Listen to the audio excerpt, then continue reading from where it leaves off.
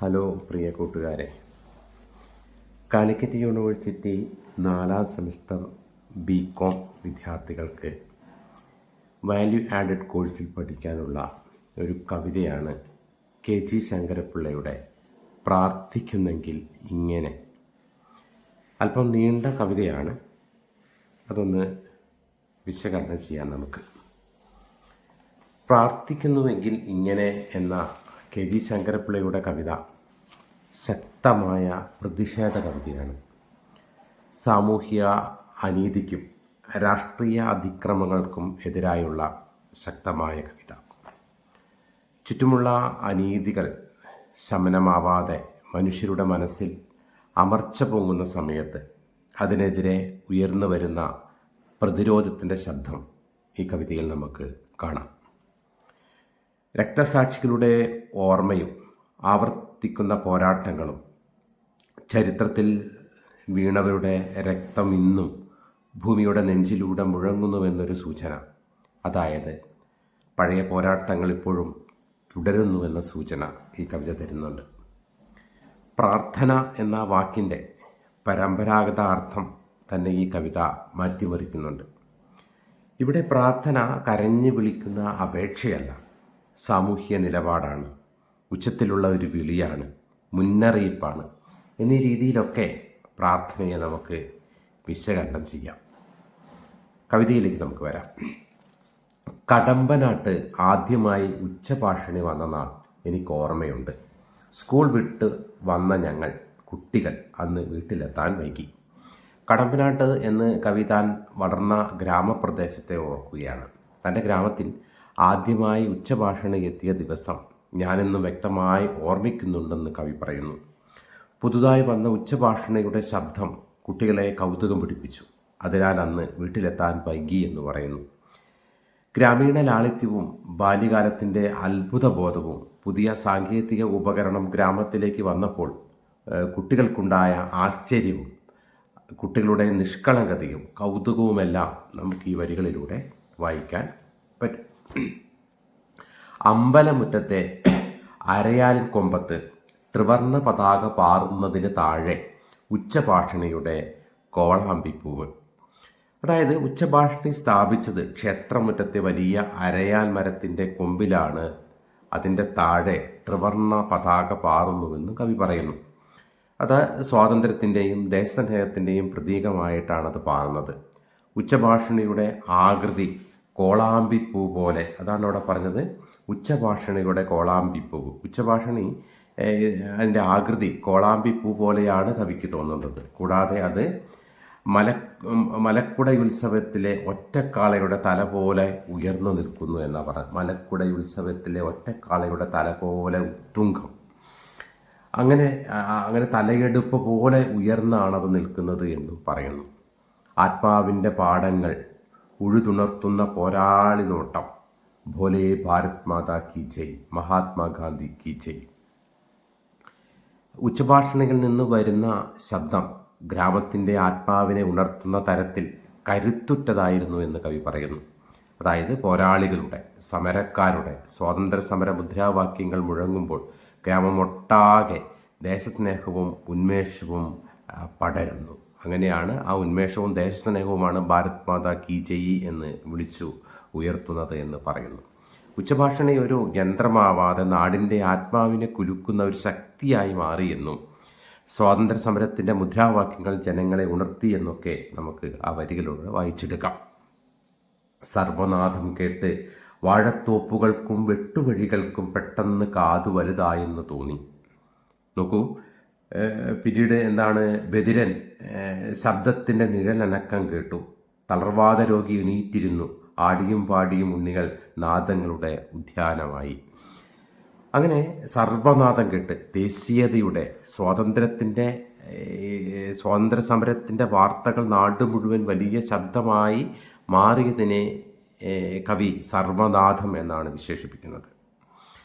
സർവനാദം മനുഷ്യരെ മാത്രമല്ല, തൊട്ട് താഴെ പറയുന്നു, പ്രകൃതിയെ ഉണർത്തി, വാഴത്തോപ്പുകൾക്കും ചെറുവഴികൾക്കും കേൾക്കുന്നുവെന്നൊരു തോന്നലുണ്ടാക്കി.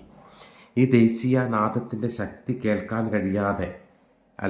കഴിയാത്ത ബദിരന് പോലും നിഴലിനു പോലും ഈ ദേശീയ നാദത്തിൻ്റെ ശക്തി അനുഭവപ്പെട്ടു എന്ന് കൂടി പറയുന്നു. സ്വാതന്ത്ര്യ സമരത്തിൻ്റെ വിളി അത്രമാത്രം ശക്തമായിരുന്നു എന്നാണ് കവി സൂചിപ്പിക്കുന്നത്.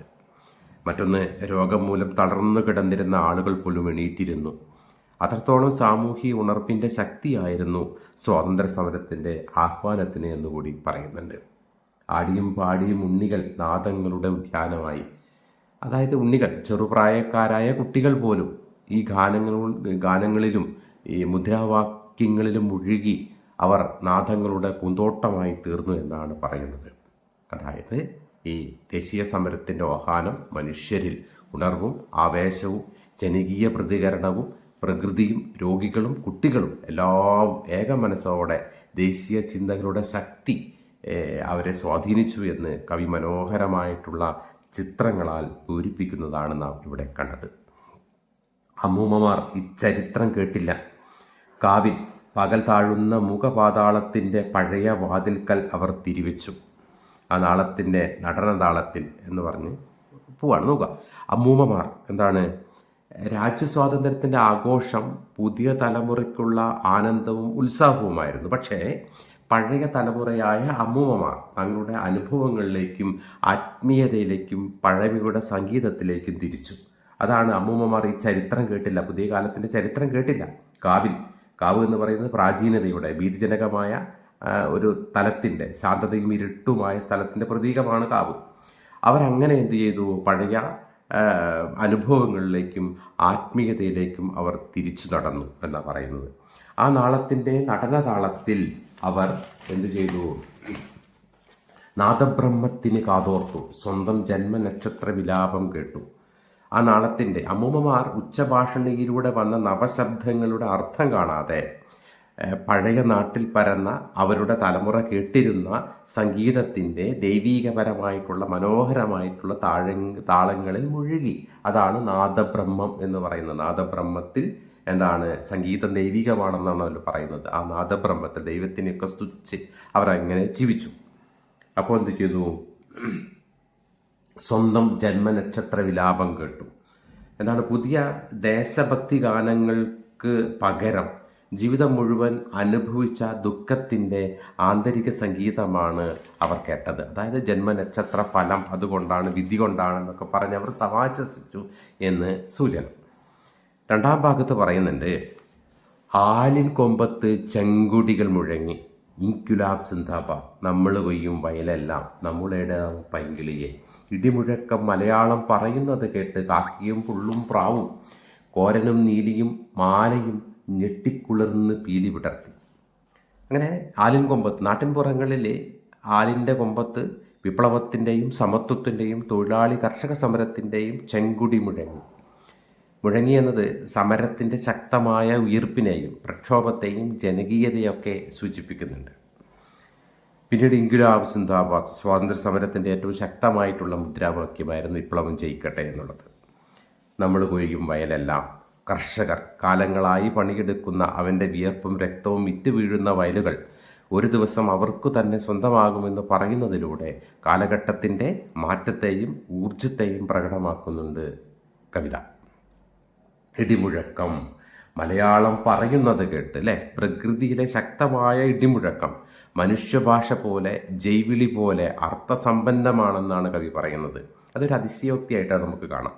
ആ ശബ്ദം കേട്ട് എന്ത് ചെയ്തു? കാക്കയും പുള്ളിപ്പക്ഷിയും പ്രാവും കോരൻ വലിയ കാക്ക എന്നിവയെല്ലാം ഭയപ്പെട്ട് പീലി വിടർത്തി എന്ന് പറയും ചിറകുകൾ പന്തലിച്ച് പറക്കാൻ തയ്യാറായി എന്നാണ് പറയുന്നത്.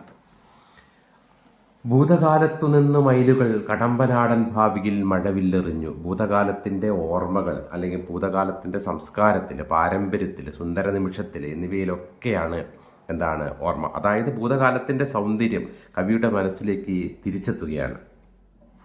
എന്നിട്ട് പറയുകയാണ്, കടമ്പനാടൻ ഭാവിയിൽ മഴവില്ലെറിഞ്ഞു. അതൊരു പ്രയോഗമാണ്. കടമ്പനാടൻ എന്നൊരു പ്രയോഗം കാടുകളോട്, പ്രകൃതിയോട് ബന്ധപ്പെട്ടുള്ളൊരു പ്രയോഗം. അതായത് ഭാവിയിൽ വരാനിരിക്കുന്ന സമയം, മുന്നിലുള്ള ജീവിതത്തെയും സൂചിപ്പിക്കുന്നു എന്നാണ് സൂചന. മഴവില്ലെറിഞ്ഞു, പ്രതീക്ഷയും പുതുയാത്രയും വരുന്നുവെന്ന സൂചന തന്നു എന്നുള്ളത്. നമുക്കതിങ്ങനെ വായിക്കാം.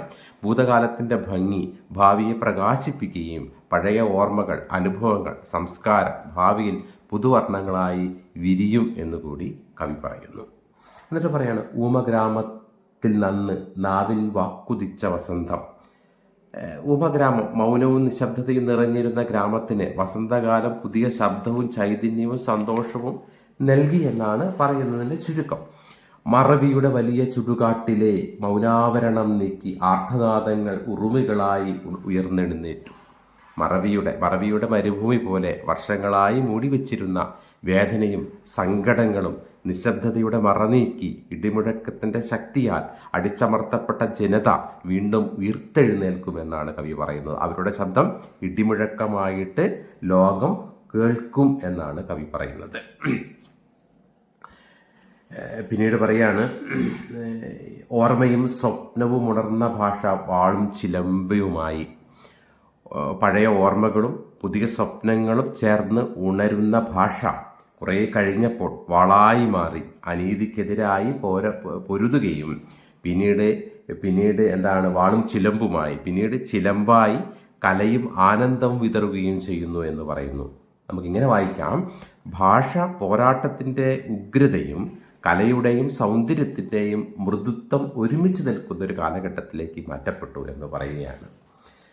ഐതിഹ്യങ്ങളെക്കാളും ആഴത്തിൽ രക്തസാക്ഷിത്വം മുഴങ്ങി. ഐതിഹ്യങ്ങൾ കഥകളാണ് അല്ലേ? അവയേക്കാൾ ആഴത്തിലാണ് യാഥാർത്ഥ്യത്തിൻ്റെ രക്തം. അതായത് ജീവൻ നൽകി പൊരുതി വീണവരുടെ രക്തം ഒരു ശബ്ദമായി സത്യമായി ലോകത്ത് സംസാരിക്കുന്നു. രക്തസാക്ഷിത്വം സ്വാതന്ത്ര്യത്തിനുള്ള ഒരു ആഹ്വാനമാകുന്നു. അത് നീതിയുടെ ശബ്ദവുമായി തീരുന്നു എന്ന് കവി പറയുന്നു. എന്നിട്ട് പറയുന്നു, ആവുന്നത്ര ഉച്ചത്തിൽ ആത്മാക്കളുടെ കടലിരമ്പി. ജനങ്ങളുടെ ഉള്ളിൽ ഇങ്ങനെ അടങ്ങിയിരുന്ന വികാരങ്ങളും വേദനകളും ഒടുവിൽ കടൽ പോലെ പൊങ്ങി വന്നു എന്നാണ് പറയുന്നത്. ആത്മാക്കളുടെ കടൽ പോലെ പൊങ്ങി വന്നു. ആത്മാക്കളുടെ കടൽ എന്നത് ജനഹൃദയങ്ങളെയാണ് ഇവിടെ കുറിക്കുന്നത്. അതായത് ഒരു മഹാവിപ്ലവത്തിൻ്റെ ശക്തി ഉദയം കൊള്ളുന്നു. ആത്മാക്കൾ എന്ന് പറയുന്നത് ജനഹൃദയങ്ങൾ ഇരമ്പിയാർത്ത് വരുന്ന ഒരു കാലഘട്ടത്തെക്കുറിച്ചിട്ടാണ് കവി സൂചിപ്പിക്കുന്നത്. അപ്പോൾ ഇങ്ങനെ സംഭവിച്ചപ്പോൾ ബദിരൻ ലോകം കേട്ടുയർന്നു. സമൂഹത്തിലെ അധികാരികൾ എന്നാണ് ബദിരൻ എന്ന് പറയുന്നതിന് നിങ്ങൾ ഓർക്കുക. ഇങ്ങനെ പലതരത്തിലുള്ള വിപ്ലവങ്ങളും സമരങ്ങളും നടന്നപ്പോൾ സമൂഹത്തിലെ അധികാരികൾ, മുതലാളിമാർ ഈ കാഹളത്തിൻ്റെ മുന്നിൽ ബദിരത്തെ നടിച്ചവർ പോലും ഉണരേണ്ടി വന്നു എന്ന് പറയുന്നു. തളർവാദ രോഗി മുറ്റത്തിറങ്ങി. തളർവാദ രോഗി എന്നത് രോഗിയെ മാത്രം സൂചിപ്പിക്കുന്നത് അല്ല എന്ന് നിങ്ങൾ മനസ്സിലാക്കണം. ഭയത്തിലും നിരാശയിലുമായി അശക്തനായി കഴിഞ്ഞിരുന്ന സാധാരണ ജനങ്ങൾ പോലും ഉണർന്ന് പുറത്തിറങ്ങി എന്ന് പറയുന്നു. പുതിയ ആകാശം, പുതിയ ഭൂമി. ഈ കവിതയിൽ ഏറ്റവും പ്രത്യാശയുള്ള ഭാഗമാണ് ഈ വരിയെന്ന് നിങ്ങൾ ഓർക്കുക. അടിച്ചമർത്തലിൻ്റെ കാലം അവസാനിച്ച് പുതിയ ലോകം ഉദിക്കുകയാണ് എന്ന് പറയുന്നു. ആ പുതിയ ആകാശം, പുതിയ ഭൂമി എന്ന് പറയുന്നത് പുതിയ ആശയങ്ങൾ ജനിക്കുന്നു. പുതിയ സാമൂഹ്യനീതി ഉണർന്നു വരുന്നു. പുതിയ സ്വാതന്ത്ര്യബോധം ഉണർന്നു വരുന്നു. അങ്ങനെ നവീനമായിട്ടുള്ള ലോകത്തിലേക്ക് കാൽവെക്കുന്നതായിട്ടാണ് നാം കാണുന്നത്. എന്നിട്ട് പറയാണ്, ഷർട്ടിടാർത്ത കാർണോമാരുടെ ചരിത്രം നാട്ടുപൊയ്ക പോലെ മുഖം മൂടം നിശ്ചല പരിമിതം എന്നായി. ഇവിടെ ഷർട്ടിടാത്ത കാർണോമാർ എന്നത് പറയുന്നത് പഴയ കാലത്ത് രാഷ്ട്രീയ സാമൂഹ്യപരമായിട്ട് ബാഹ്യവസ്ത്രം പോലും ഇല്ലാതെ ദാരിദ്ര്യത്തിലും അന്ധവിശ്വാസത്തിലും ജീവിച്ചിരുന്ന സാധാരണ ജനങ്ങളെ സൂചിപ്പിക്കാൻ വേണ്ടിയിട്ടാണ്. അങ്ങനെ അവർക്ക് വിദ്യാഭ്യാസമില്ല, അവകാശബോധമില്ല, തിരിച്ചറിവില്ല, ഒന്നുമില്ലാത്തൊരു ജനത. അവരെക്കുറിച്ചിട്ടുള്ള ചരിത്രം നാട്ടുപൊയ്ക പോലെ ഒന്നും പറയാത്തതിനും കേൾക്കാത്തതിനും സമാനമായി തീർന്നു എന്നും അവരുടെ വേദനകളും സ്വപ്നങ്ങളും ചരിത്രമൊന്നും രേഖപ്പെടുത്താതെയും ആരും കാണാതെയും നിശ്ചലമായി പോയി എന്നാണ് പറയുന്നത്. നിശ്ചലം പരിമിതം എന്നായി. അവർ കരുതിയ ഓലകൾ എന്നത് അവർ കരുതിയ കാര്യങ്ങൾ എന്താണ്? അവരുടെ വിശ്വാസങ്ങൾ, അവരുടെ ലോകദർശനം, അവരുടെ ജീവിതബോധം, ഇവയെല്ലാം ഭൂതജടത്തിൽ മൂടിപ്പോയി എന്ന് പറയുന്നത്. ഇവിടെ ഭൂതജടം എന്നത് അന്ധവിശ്വാസത്തിൻ്റെ പഴങ്കഥ എന്നൊക്കെ നമുക്ക് സൂചിപ്പിക്കാം. അവരുടെ അറിവും വിശ്വാസങ്ങളും പലപ്പോഴും അന്ധവിശ്വാസത്തിൻ്റെ പിടിയിലായിരുന്നു എന്ന് സൂചന. എന്നിട്ട് പറയാണ്, ഉച്ചഭാഷണിയില്ലെങ്കിൽ കോഴി കൂവില്ലെന്നായി, നാഗം മടങ്ങില്ലെന്നായി, ബാധ ഒഴുകില്ലെന്നായി, ബോധം ചൊലിക്കില്ലെന്നായി, താലി ഉറയ്ക്കുന്നില്ലെന്നായി, മേളം മുറുകില്ലെന്നായി, ത്യാഗം മുഴങ്ങില്ലെന്നായി. നോക്കുക, ഉച്ചഭാഷണി അതായത് ബോധത്തിൻ്റെ ശബ്ദമില്ലെങ്കിൽ അതാണ് ഉച്ചഭാഷണി എന്ന് പറയുന്നത്. ഉച്ചഭാഷ ബോധത്തിൻ്റെ ശബ്ദം അല്ലേ? ഈ ബോധത്തിൻ്റെ ശബ്ദമില്ലെങ്കിൽ സമൂഹം ഉറക്കം താണ്ടി മുന്നോട്ട് പോകില്ല എന്നും നാഗം സമൂഹത്തിൻ്റെ ശബ്ദമില്ലെങ്കിൽ പഴയ ഭയങ്ങളും അന്ധവിശ്വാസങ്ങളും മാറിപ്പോകില്ല എന്നും ആ നീതികളും ദുരിതങ്ങളും ബാധ പോലെ പിന്തുടരുമെന്നും അത് ഒഴിഞ്ഞു പോകില്ലെന്നും പിന്നീട് പറയുന്നത് എന്താണ്, ബോധം ജ്വലിക്കില്ലെന്നും അല്ലേ. ബോധം എന്ന് പറയാൻ അറിവും തിരിച്ചറിവും ചിന്തകളും ഉണർന്നു വരില്ല എന്നും താലി ഉറക്കില്ലെന്നും, അതായത് ബോധത്തിൻ്റെ ശബ്ദമില്ലാതെ സാമൂഹിക ജീവിതത്തിൻ്റെ അടിസ്ഥാന ക്രമങ്ങൾ നിലനിൽക്കില്ല എന്നും ആഘോഷങ്ങളുടെയും ഉത്സവങ്ങളുടെയും ഒരുമ നഷ്ടപ്പെട്ടു പോകുമെന്നും സമരവും ധൈര്യവും ത്യാഗവും ഇല്ലാതായി പോകുമെന്നും അതിനാൽ സമൂഹത്തിന് എന്ത് വേണം, ഉച്ചഭാഷണി ശബ്ദം വേണമെന്നും കവി പറയുന്നു. നിരന്തരം ശബ്ദിക്കുന്ന ഒരു സമൂഹമാണ് നമുക്ക് ആവശ്യമെന്ന് പറയുന്നത്. അതിനാണ് ഉച്ചഭാഷണി എന്നത് ജനങ്ങളുടെ ജാഗ്രതയെ, വിമർശനശേഷിയെ, ചിന്തയുടെ ധൈര്യത്തെ എന്നിവയൊക്കെ പ്രതീകമായിട്ടാണ് കവിതയിലേക്ക് കൊണ്ടുവരുന്നത്. എന്നിട്ട് പറയാണ് ഒച്ച വിജയം, ഒച്ച പ്രതിഭ, ഒച്ച ബ്രഹ്മം അല്ലേ. ഒച്ച വിജയം, ഒച്ച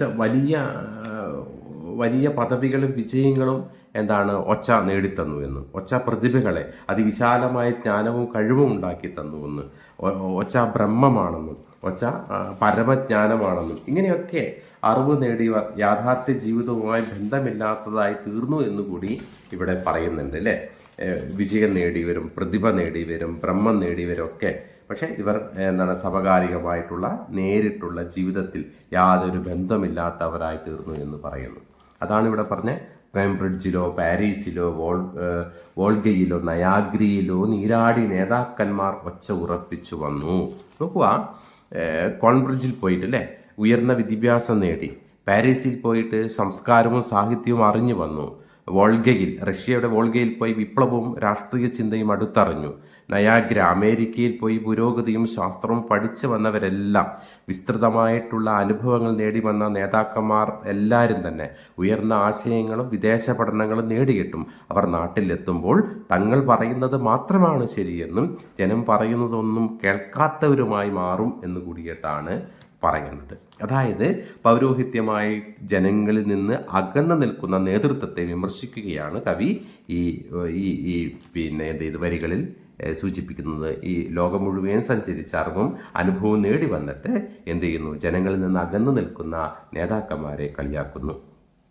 കോട്ടും സൂട്ടുമണിഞ്ഞ ആജ്ഞാശബ്ദങ്ങൾ, കാതഞ്ചിപ്പിക്കുന്ന വിദേശ മുഴക്കങ്ങൾ, യന്ത്രനാഥന്മാർ വന്നു, ശബ്ദായുധന്മാർ വന്നു. നോക്കുക, കോട്ടും സൂട്ടും ധരിച്ച ശക്തരും അതിശക്തരുമായിട്ടുള്ള ഉത്തരവുകളെയാണ് സൂചിപ്പിക്കുന്നത്. അത് സംസ്കാരത്തിനും ജനജീവിതത്തിനും വരുത്തുന്ന ശബ്ദപരവും ചിന്താപരവുമായിട്ടുള്ള കലഹങ്ങളെയാണ് സൂചിപ്പിക്കുന്നത്. യന്ത്രനാഥന്മാർ എന്ന് പറയുന്നത് ആധുനിക ലോകം യന്ത്രങ്ങളും അധികാരവും ശബ്ദവും വിദേശ സ്വാധീനവും കൊണ്ട് മനുഷ്യനെ വേട്ടയാടുന്നു എന്ന് കവി പറയുന്നു. മനുഷ്യൻ്റെ യഥാർത്ഥ മൂല്യങ്ങൾ നഷ്ടപ്പെട്ടുവെന്നും സത്യവും സമത്വവും സൗന്ദര്യവും സാഹോദര്യവും ഇവയൊക്കെ തിരിച്ചു വരുന്നത് മാത്രമാണ് മനുഷ്യൻ്റെ രക്ഷ എന്നുകൂടി കവി ഇവിടെ പറയുന്നുണ്ട്. എന്നിട്ട് ഇങ്ങനെ പറയാണ്, ഇങ്ങനെ ഈ കാതഞ്ചിപ്പിക്കുന്ന വിദേശ മുഴക്കങ്ങൾ, യന്ത്രനാഥന്മാർ വന്നു, ശബ്ദായുധന്മാർ വന്നു, സത്യം സമത്വം സാഹോദര്യം, സത്യം ശിവം സുന്ദരം, അണുപിളർക്കും മന്ത്രങ്ങൾ കലകലയ്ക്ക് വേണ്ടി മാറ്റൊലി ഒലിയേക്കാൾ അലക്കായി അല്ലേ, അണുപിളർക്കും നോക്കുക.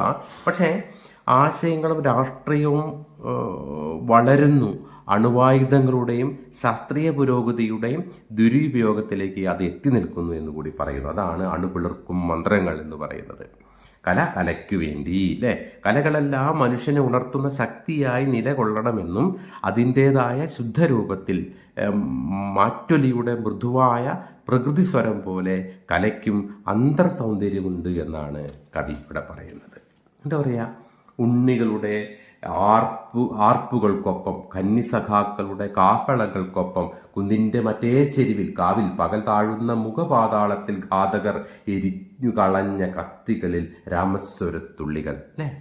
ഉണ്ണികൾ എന്നത് സാധാരണ ജനങ്ങളുടെ വിളികൾ എന്നാണ് നമുക്ക് സൂചിപ്പിക്കുക. ഉണ്ണികളുടെ ആർപ്പുവിളികൾ, സാധാരണ ജനങ്ങളുടെ വിളികൾ. യുവത്വത്തിൻ്റെ പോരാട്ടമാണ് കന്നിസഖാക്കൾ എന്ന് പറയുന്നത്. യുവത്വത്തിൻ്റെ പോരാട്ട ശബ്ദം. ഇവ രണ്ടും ഒന്നിച്ച് ജനങ്ങളുടെ യഥാർത്ഥ ശബ്ദമായി തീരുന്നു എന്നും പ്രതിഷേധവും ചെറുത്തുനിൽപ്പും ഒരുമിച്ച് വരുന്നുവെന്നും കുന്നിൻ ചെരുവിൽ കുന്നിൻ്റെ മറ്റേ ചെരുവിൽ കാഴ്ചകൾ മറഞ്ഞിരിക്കുന്നു. ഈ കുന്നിൻ്റെ മറ്റേ ചെരുവിൽ കാഴ്ചകൾ മറഞ്ഞിരിക്കുന്നതും രഹസ്യങ്ങൾ ഒളിഞ്ഞിരിക്കുന്നതുമായ ഇടങ്ങളിൽ ഭീഷണികളും ചതികളും പതിയിരിക്കുന്നുണ്ട് എന്നും അങ്ങനെ പകൽ താഴുന്ന മുഖപാതളത്തിൽ പകൽ അവസാനിച്ച് ശബ്ദമില്ലാത്ത അന്ധകാരം പടരുന്ന നേരത്ത്, അതായത് ഭയവും ഈ രാഷ്ട്രീയ സാമൂഹിക ഇരുട്ട് പടരുന്ന സമയത്ത് എന്നാണ് സൂചിപ്പിക്കുന്നത്. ഘാതകർ എറിഞ്ഞു കളഞ്ഞ ഹിംസയുടെയും കലാപത്തിൻ്റെയും ദുർനീതിയുടെയും അവശിഷ്ടങ്ങൾക്ക് ഇടയിൽ ശാന്തിയുടെ ധാർമ്മികതയുടെ രാമസ്വരത്തുള്ളികൾ ഇപ്പോഴും നിലനിൽക്കുന്നുണ്ട്. അതായത് ഏത് ഇരുട്ടിലും ഏത് രക്തക്കറയിലും ഇരുട്ടിലാഴ്ത്താൻ ശ്രമിച്ചാലും ശുദ്ധ ശബ്ദം ഉയർന്നു തന്നെ വരുമെന്നാണ് പറയുന്നത്. ആ ശുദ്ധ സംഗീതത്തെയാണ് രാമസ്വരത്തുള്ളികൾ എന്നുകൊണ്ട് സൂചിപ്പിക്കുന്നത്. ആരൊക്കെ തകർത്ത് കളഞ്ഞാലും ഒരു പ്രതീക്ഷയുടെ ഒരു നാൾ തിരിച്ചു വരുമെന്ന് കവി പറയുന്നു. നഗരാകൃതിയിൽ കൂർത്തുയരുന്ന ചിതൽപുറ്റുകൾ ഋഷിശൂന്യം, അമ്മൂമ്മമാരുടെ ജപവിലാപം, കന്നിയയ്യപ്പന്മാരുടെ ശരണാരവം, കാവ് മറവിക്കാവടിയായി, മറവിക്കാവ് ഭൂതഗോപുരമായി. നോക്കുക, നഗരാകൃതികൾ, നഗരത്തിന് ഉയർന്ന കെട്ടിടങ്ങളുടെ ഉള്ളിൽ ജ്ഞാനം, ശാന്തി, ധ്യാനം, മൂല്യങ്ങൾ, മനുഷ്യസ്നേഹം ഇവയൊന്നുമില്ല എന്നാണ് പറയുന്നത്. അതാണ് ഋഷിശൂന്യം എന്ന് പറയുന്നത്. നഗരവികസനം വരുമ്പോൾ മനുഷ്യൻ്റെ സംസ്കാരത്തിൻ്റെയും ആത്മീയതയും താഴ്ന്നു പോകുന്നു എന്ന അവസ്ഥയാണ് ഋഷിശൂന്യം എന്നുകൂടി കുറച്ചുകൂടി വ്യക്തമായി നമുക്ക് പറയാം. അമ്മൂമ്മമാരുടെ ജപവിലാപം, കന്നി അയ്യപ്പന്മാരുടെ ശരണാരവം, പഴയ തലമുറയിലെ അമ്മൂമ്മമാരുടെ ഭക്തിയോടെ ചെയ്യുന്ന ജപം ഇപ്പോൾ വിലാപം പോലെ തോന്നുന്നു എന്നും അതിനിടയിൽ കന്നി അയ്യപ്പന്മാരുടെ ഭക്തി ശരണാരവവും കേൾക്കുന്നത് ഒരു പ്രതീക്ഷ കൂടിയാണ് എന്ന് പറയുന്നു. അതായത് പാരമ്പര്യത്തിൻ്റെ പിന്നെ കാവ് മറവിക്കാടായി, മറവിക്കാട് ഭൂതഗോപുരമായി അല്ലേ. പാരമ്പര്യത്തിൻ്റെ വിശുദ്ധമായ കാവ് അല്ലേ ഇന്ന് പരിചരണമില്ലാതെ മറവിക്കാടായി ഭൂതഗോപുരമായി മാറിയിരിക്കുന്നു എന്ന് പറയുന്നു. ഒരിക്കൽ വിശുദ്ധമായിരുന്ന ഇടങ്ങൾ ആധുനിക ജീവിതത്തിൻ്റെ അവഗണനയിൽ ഭീതി നിറഞ്ഞ ഇടമായി തീരുന്നു എന്ന് പറയുന്നു. അതാണ് പരിചരണമില്ലാതെ മറവിക്കാട് എന്ന് പറയാൻ കാരണം ഭീതിജനകമായിട്ടുള്ള ഒരിടമായി മാറ്റപ്പെട്ടിരിക്കുന്നു എന്നുകൂടി കവി പറയുന്നു. മൂന്നാമത്തെ ഭാഗം, ഒരുപാട് ഉച്ചഭാഷണികളും ജാഥകളും യോഗങ്ങളും ബിരുദങ്ങളും സൂപ്പർ മാർക്കറ്റുമായി കടമ്പനാട്ട് ആധുനികത വന്നു അല്ലേ. പൊള്ളയായ വാക്കുകൾ പ്രസംഗിക്കുന്നവർ വന്നു, ജാഥകൾ വന്നു, യോഗങ്ങൾ വന്നു. ഇതൊക്കെ തുടർച്ചയായി നടക്കുന്നുണ്ട്. ബിരുദധാരികൾ ഒരുപാട് ഈ കടമ്പനാട്ട് എന്ന് പറയുന്ന ഗ്രാമപ്രദേശത്ത് വന്നു. പക്ഷേ ഇവരിലൊന്നും മൂല്യബോധമോ മനുഷ്യത്വമോ ഒന്നുമില്ലാതെ പോയി എന്നാണ് കവി പറയുന്നത്. അതായത് ശബ്ദങ്ങളും പ്രചാരങ്ങളും ഉയർന്നുവെങ്കിലും മനുഷ്യ ഗുണങ്ങളും ധാർമ്മികതയും ഇല്ലാതെയായി എന്നാണ് പറയുന്നത്. അങ്ങനെ കടമ്പനാട്ട് സൂപ്പർ മാർക്കറ്റ് വന്നു അല്ലെ. സൂപ്പർ മാർക്കറ്റ് എന്ന് പറയുന്നത് ശുദ്ധമായിരുന്ന കടമ്പനാട്ട് എന്ന ഗ്രാമപ്രദേശത്ത് ആധുനികതയുടെ വ്യാപാര കേന്ദ്രങ്ങൾ തുറന്നു. ഉപഭോഗമോഹവും ലാഭവും മാത്രം ലക്ഷ്യം കണ്ട് ലളിത ഗ്രാമജീവിതം നയിച്ച ഒരു ഗ്രാമീണ ജനത ഉപഭോഗ ജീവിതമായി മാറ്റപ്പെട്ടു എന്ന് കവി പറയുന്നു. പുതിയ ഡിസൈനുകൾ വന്നു അല്ലേ. ആധുനികതയുടെ ഫാഷൻ വന്നു, ആധുനികതയുടെ ട്രെൻഡുകൾ എന്നിങ്ങനെയുള്ള മോഹങ്ങൾക്കൊപ്പം ശബ്ദവും തൃഷ്ണയും നിറഞ്ഞ ഒരു ലോകത്തിലേക്ക് നമ്മെ ആധുനികത എത്തിക്കുന്നു അല്ലേ. കാതടിപ്പിക്കുന്ന ശബ്ദങ്ങളിലേക്ക്, നിറമുള്ള കാഴ്ചകളിലേക്കൊക്കെ ആധുനികത നമ്മളെ നാദശബളമായിട്ടുള്ള ലോകത്തിലേക്ക് ആധുനികത നമ്മളെ പതിയെ പതിയെ പതിയെ നടത്തിക്കൊണ്ടു. എന്നിട്ട് പറയാം, പ്രേതബാധക്കാരിയായ ശാരദ ചേച്ചിയേക്കാൾ അവ ഗർജിച്ചു പാടി ആടി വിതുമ്പി അട്ടഹസിച്ചു കുരവയിട്ടു അല്ലേ. ഈ പ്രേതബാധക്കാരി എന്ന് പറയുന്നത് ഒരു നാട്ടുപ്രദേശത്തെ വിശേഷിപ്പിക്കാൻ വേണ്ടി പറയുകയാണ്. നാട്ടുപ്രദേശത്ത് ഗ്രാമത്തിൽ കാണുന്ന ഒരു പ്രേതബാധക്കാരി, അത്തരത്തിലൊരു വിശ്വാസമുള്ളൊരു ചേച്ചി അല്ലേ. ശാരദ ചേച്ചിയേക്കാൾ അതിവിശേഷപരമായി അശാന്തമായി ഭയപ്പെടുന്ന ഒരു രംഗത്തിനെ കാണിക്കാൻ വേണ്ടിയിട്ടാണ് പറയുന്നത് ശാരദ ചേച്ചിയേക്കാൾ.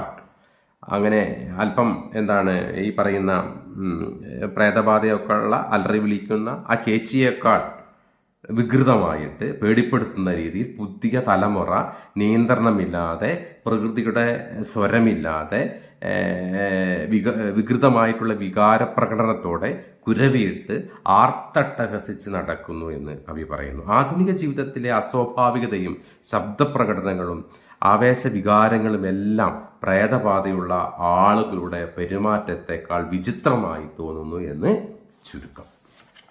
അങ്ങനെ മാതൃസ്വരങ്ങൾ മറവിയിലാണ്ടു. പ്രകൃതിയും പാരമ്പര്യവും മനുഷ്യൻ്റെ ഓർമ്മയിൽ നിന്ന് മാഞ്ഞു പോകുകയും മരങ്ങളും വയൽനിലങ്ങളും പാട്ടു നിർത്തുകയും കാറ്റിൻ്റെ സംഗീതം നിലച്ചു പോകുകയും ചെയ്തു. അതാണ് മറവിയിലാണ്ടു. മാതൃസ്വരങ്ങൾ എന്ന് പറയുന്നത് കാറ്റിൻ്റെ സംഗീതം, വയൽക്കാറ്റിൻ്റെ സംഗീതം, ഇതൊക്കെ മറവിയിലാണ്ടു പോയി. കുയിലും കുറുക്കനും പോയി. നഗരവികസനം പ്രകൃതി ജീവികളെ പുറത്താക്കി എന്ന് ചുരുക്കം. കുറുക്കനൊക്കെ ഗ്രാമപ്രദേശങ്ങളിൽ നിന്ന് പോയി എന്ന് ചുരുക്കം. ലോകം യന്ത്രങ്ങളുള്ള മനുഷ്യ കൃത്രിമമായ ശബ്ദങ്ങളുടെ ഇടമായി തീർന്നു എന്ന് ചുരുക്കം. വെയിലും നിലാവും നിറഞ്ഞ് ചന്തക്കുടങ്ങൾ മുഴങ്ങി. വെയിലും നിലാവുമായി ശുദ്ധമായിട്ടുള്ള പ്രകാശവും ശാന്തതയും ഉണ്ടായിരുന്ന ഇടങ്ങളിൽ നിന്ന് ചന്തക്കുടങ്ങൾ, അതായത് തിരക്കുള്ള മാർക്കറ്റുകൾ വന്നു എന്ന് ചുരുക്കം. പ്രകൃതിയുടെ ശാന്തതയ്ക്കു പകരം വിപണിയുടെ ശബ്ദം ഇവിടെ ആധിപത്യം സ്ഥാപിച്ചു എന്ന് കവി പറയുന്നു. വിളിക്കുന്ന നഗ്നതയുമായി ശബ്ദസുന്ദരികളും ശബ്ദസുന്ദരന്മാരും വന്നു. അത് വിളിക്കുന്ന എന്ന് പറയുന്നത്, വിളിക്കുന്ന വിപണികളുടെ ലോകം വിളിക്കുന്നത് നഗ്നത വിലപേശുന്ന മനുഷ്യനെ മോഹിപ്പിക്കുന്ന കാഴ്ചകളിലേക്കാണ്. ആധുനികത മനുഷ്യൻ്റെ ആകർഷണത നഗ്നവലയിൽ കുടുങ്ങി എന്നാണ് പറയുന്നത്. അതുകൊണ്ട് ശബ്ദം കൊണ്ട് സുന്ദരി, അതായത് നമ്മൾ ഇവരെയൊന്നും കാണുന്നില്ല, ഇവരുടെയൊക്കെ ശബ്ദം, സുന്ദരിമാരുടെ സുന്ദരപരമായിട്ടുള്ള ശബ്ദവും സുന്ദരന്മാരുടെ ശബ്ദമൊക്കെ കേട്ട് നമ്മൾ ഇത്തരത്തിലുള്ള പരസ്യങ്ങളുടെ മോഹിപ്പിക്കുന്ന നഗ്നതയിലേക്ക് നമ്മളിങ്ങനെ പതിയെ പതിയെ നടന്നു പോയി എന്ന് പറയുന്നു. അങ്ങനെ പറയാണ്. അല്ലെങ്കിൽ ഈ ശബ്ദസുന്ദരികൾ എന്ന് പറയുന്ന ഒരു ഉപമയാണ്. ശബ്ദം കൊണ്ട് മാത്രം ആകർഷിപ്പിക്കുന്ന മാർക്കറ്റിംഗ് ശബ്ദങ്ങൾ മാത്രമാണ് ആധുനിക ലോകത്ത് സുന്ദരമായിരിക്കുന്നത് എന്ന് കൂടി പറയുന്നു. അയൽക്കാരൻ കുശുംബൻ, ഇതാ ഏറ്റവും നല്ല TV, ഇതാ ഒരിക്കലും ജരവരാത്ത തൊലി തരുന്ന സോപ്പ്. നോക്കൂ, കുറച്ചൊക്കെ കുശുമ്പുള്ള അയൽക്കാരനെ കവി പരിഹസിക്കുകയാണ്. നല്ല TV എന്ന് പറയുന്നത് ഉപഭോഗ സംസ്കാരത്തിൻ്റെ വാഗ്ദാനങ്ങളാണ്. നല്ല സോപ്പ് യാഥാർത്ഥ്യമില്ലാത്ത വാഗ്ദാനങ്ങളെക്കുറിച്ച് പറയുന്നു. എന്താണ് നാൾ തോറും ഇരട്ടിക്കുന്ന യൗവനം തരുന്ന ഗുഡുഗുഡു അല്ലേ? ഈ പറയുന്ന യൗവനത്തെക്കുറിച്ചൊക്കെ പറയുമ്പോൾ, അല്ലെങ്കിൽ ഇതിനെക്കുറിച്ചൊക്കെ പറയുമ്പോൾ എന്താണ്, പരസ്യ വിപണിയുടെ പച്ച തള്ളിനെ പൊളിച്ചു കാട്ടുകയാണ്. ഗുഡുഗുഡു എന്നൊക്കെ പറയും, കളിയാക്കിയാണ്. ഇതൊക്കെ തട്ടിപ്പാണ് എന്ന് കവി പറയുന്നു. പിന്നീട് പറയുന്നു, നെറ്റ് തരുന്ന, ചുളിയാത്ത നെറ്റ് തരുന്ന പോളിസി അല്ലേ, ഇൻഷുറൻസുകൾ, പോളിസികൾ, ബാങ്ക് പദ്ധതികൾ, ഫിനാൻഷ്യൽ വാഗ്ദാനങ്ങൾ, ജീവിതം പൂർണ്ണമായി സുരക്ഷിതം എന്ന് പറഞ്ഞ് ആളുകളെ ആകർഷിക്കുന്ന ഒരു ആധുനികതയെ കുറിച്ചിട്ടാണ് പറയുന്നത്. പിന്നെ എന്താണ്, വഞ്ചനാപരമായിട്ടുള്ള വിപണിയെ പറഞ്ഞു. ഈ വിപണിയൊക്കെ ഈ ഭാഷയിലൂടെ പരിഹസിക്കുകയാണ് കവി ചെയ്യുന്നത്. പക്ഷെ ഇതെല്ലാം മറൊരു ഭാഗം എന്നുള്ളത്, ഇങ്ങനെയൊക്കെയാണ് ലോകം, ഇതെല്ലാം വിശ്വസിക്കുന്നവർ ഇവിടെയുണ്ട് എന്ന് കൂടി നാം ഓർമ്മിക്കണം. അതോടൊപ്പം ആധുനിക ഉപഭോക്തൃ സംസ്കാരത്തിൻ്റെ കപടതയും പരസ്യം നമ്മളെ ചതിക്കുന്ന രീതിയൊക്കെ കവി ഇവിടെ പറയുന്നുണ്ട്. അതൊക്കെ നമ്മൾ മനസ്സിലാക്കി പോകണം. പിന്നെ പറയുന്നുണ്ട്, കൊടികളുടെ നിറം കാക്കാൻ ഇതാ സൂപ്പർ പവർ കളർ കാർഡ് അല്ലേ. രാഷ്ട്രീയ പാർട്ടികളുടെ കൊടികൾ, ചിഹ്നങ്ങൾ എന്നിവയുടെയൊക്കെ നിറം കാക്കാൻ ഇന്നത്തെ സമൂഹം പടപൊരുതുന്നു എന്നും, നാനാതരം പാർട്ടികളും സംഘടനകളുമുള്ള സമകാലിക ഇന്ത്യയിലെ രാഷ്ട്രീയത്തിൻ്റെ എല്ലാ വർണ്ണങ്ങളും കാക്കാൻ ഇവരൊക്കെ പരസ്പരം പൊരുതിക്കൊണ്ടേയിരിക്കുന്നു എന്ന് പറയും. എന്നിട്ട് പറയാണ്, ഇതാ ചിതലരിക്കാത്ത തേക്കിൻ തോട്ടം അല്ലേ. നിത്യസുരക്ഷിതം തരുന്ന വ്യാജ വികസന പദ്ധതികളെയാണ് പറയുന്നത്, ഒരിക്കലും നശിക്കാത്ത തേക്കിൻ തോട്ടം. ഇതാ വിശുദ്ധ ഡെങ്കൽ സുവിശേഷ പ്രകാരം. ഡെങ്കൽ എന്നത് മതം, ആചാരം, പുരാണം എന്നിവയുടെ പേര് നൽകിയിരിക്കുന്ന ഒരു വലിയ വാഗ്ദാന പരിഹാസ രൂപമാണ് ഡെങ്കൽ എന്നുകൊണ്ട് കവി ഉദ്ദേശിക്കുന്നത്. സ്വാതന്ത്ര്യം തരുന്ന ജഡ്ഡി, ഇതാ ഉച്ചകൾ ഉന്മത്ത ജ്വാലകൾ അല്ലേ. സ്വാതന്ത്ര്യം പോലും വിൽക്കുന്ന ഒരു വിപണിവൽകൃതമായിട്ടുള്ള സമൂഹത്തെയാണ് കവി കളിയാക്കുക. സ്വാതന്ത്ര്യം തരുന്ന ജഡ്ഡി അല്ലേ. ഇതാ എന്ന് പറഞ്ഞു വരുന്ന പരസ്യങ്ങളുടെയും രാഷ്ട്രീയ വാഗ്ദാനങ്ങളുടെയും ഉന്മാദത്തെ കളിയാക്കുകയാണ്. എന്നുടെ ഒച്ച കേട്ടുവോ വേറിട്ട്. അതിനിടയിൽ പ്രിയപ്പെട്ട ഒരാൾ ചോദിക്കുകയാണ്, പ്രിയപ്പെട്ടവളോ ആരോ ഒരാൾ ചോദിക്കുകയാണ്, നിങ്ങൾ എൻ്റെ യഥാർത്ഥ ശബ്ദം കേട്ടോ, എൻ്റെ വേദന കേട്ടോ, എൻ്റെ സത്യം കേട്ടോ, അതായത് യഥാർത്ഥ മനുഷ്യ ശബ്ദം നിങ്ങൾ കേൾക്കുന്നുണ്ടോ എന്ന് കവി ചോദിക്കുകയാണ്. അതായത് കവിക്ക് അവളുടെ ശരീരരൂപം, അതായത് സമൂഹത്തിൻ്റെ പുറമോടിയാണ് ശരീരരൂപം, ഈ പുറമോടി മാത്രമേ കാണാൻ കഴിഞ്ഞിട്ടുള്ളൂ.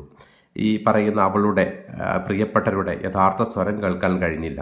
അതായത് നാം കേൾക്കേണ്ടതും മനസ്സിലാക്കേണ്ടതും അറിയേണ്ടതും എന്ന് വേണ്ട എല്ലാം നഷ്ടപ്പെട്ടു പോയി എന്ന് കവി പറയുന്നു.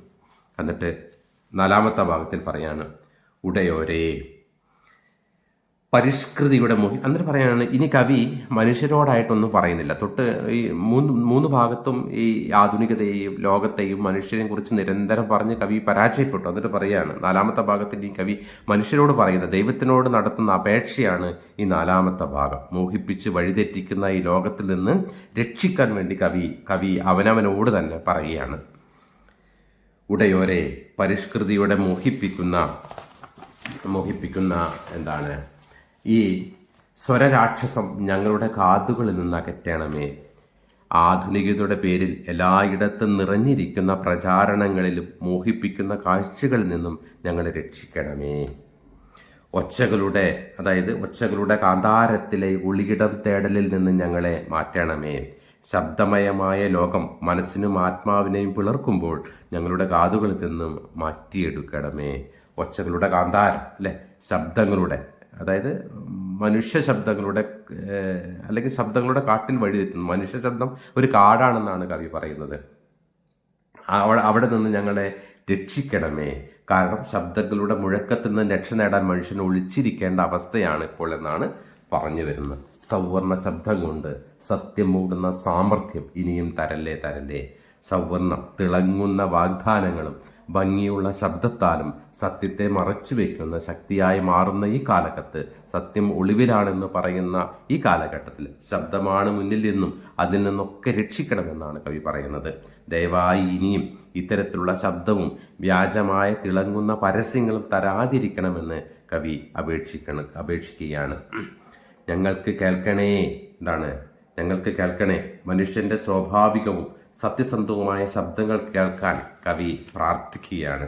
അതെന്തൊക്കെയാണ്? കാറ്റുകളുടെ സൂക്ഷ്മമായിട്ടുള്ള ഒച്ചം, കുഞ്ഞുങ്ങളുടെ അരുവിച്ചിരി, നിഷ്കളങ്കമായ നിർമ്മലമായിട്ടുള്ള ശബ്ദം, അമ്മമാരുടെ നെടുവീർപ്പ്, മാതൃത്വത്തിൻ്റെ പോരാട്ട ശബ്ദം, ജീവിതത്തിൻ്റെ ഭാരവും വേദനയും നിറഞ്ഞ നിശ്വാസങ്ങൾ, അമ്മൂമ്മയുടെ സന്ധ്യാമർമ്മനങ്ങൾ, പ്രായത്തിൻ്റെ അനുഭവങ്ങളുടെ സന്ധ്യാപ്രാർത്ഥനകൾ ഞങ്ങൾക്ക് കേൾക്കണമേ.